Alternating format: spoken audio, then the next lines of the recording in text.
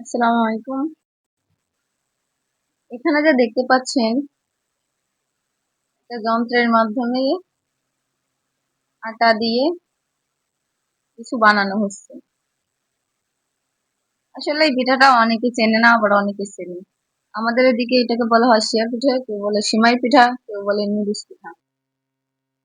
এটা বানানো হয় মূলত প্রথমে চাউলের গুঁড়া, মানে মেশিন দিয়ে চাউল গুঁড়া করে তারপরে ওই গুঁড়া গরম পানির ভিতরে দিয়ে সিদ্ধ করে এরকম পর্যায়ে আনিয়ে যতটুকু দেখা যাচ্ছে হাতের ভিতরে করে মুঠ করে একটা দলার মতো ওই যে যেটা পাকানো হচ্ছে, পাকা পাকা গোল্লা করে করে রাখছে ওই রকম দিয়ে এরপরে মেশিনের ভিতরে ঢুকাই দিবে। দেওয়ার পরে ভিতরে যে ছোট ছোট ছিদ্র করা যে একটা ছাঁচ ভিতরে আছে ওইটা দিয়ে পড়বে। উপরে প্রেসার দিয়ে ঘোরানোর কারণে এই পিঠাটা নিচ দিয়ে এভাবে পড়ে।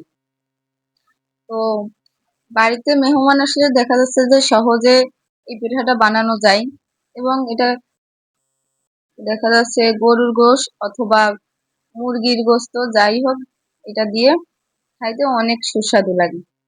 তো আমাদের বাড়িতেও মেহমান আসছিল, তাই এভাবে আমরা পিঠাটা সহজে বানিয়ে নিলাম। কারণ অনেক সময় নেই হাতে, অন্য কিছু বানানোরই হয় নাই। এখানে বসে আমার বোন, খালাতো বোন, ও বসে বসে কাঁচাটা খাচ্ছে। সিদ্ধ করা আটা তো এটা খেলে কোনো সমস্যা হয় না। আর উপরে উপরে বসে আমার হাজবেন্ড মেশিনটা ঘুরাচ্ছে আর নিজে দিচ্ছে আটা। আর এভাবেই পিঠাটা সহজে বানানো হয়ে যাচ্ছে। যদিও কিছুটা সময় লাগে, তারপরও অনেক সহজে এবং তাড়াতাড়ি হয়ে যায়। এই পিঠাটা আবার বানানোর পরে আলাদা করে গুঁড়ি দিয়ে দিয়ে রাখা লাগতেছে। দেখা যাচ্ছে যে একটু গুঁড়ি ছিটা না দিলে আবার জড়াই যাবে, এখানে রাখছে আলাদা করে। এইভাবে আটাটা রাখে, দেখেন কতটুকু এবং কি পর্যায়ে সিদ্ধ করে রাখা লাগে।